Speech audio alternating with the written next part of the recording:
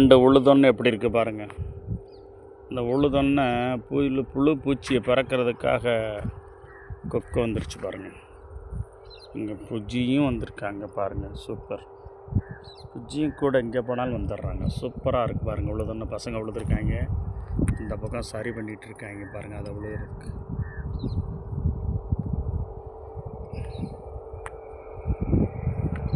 சின்ன டிராக்டரை வச்சுக்கிட்டு அழகாக உழுதாச்சு. சூப்பராக இருக்குது. நீ மண்ணை அணைச்சிட்டா வாழை நல்லா வந்துடும். கொக்கு பாருங்கள், அப்படியே ரிலாக்ஸாக போய் புழு பூச்சியெல்லாம் பறக்குது பாருங்கள்.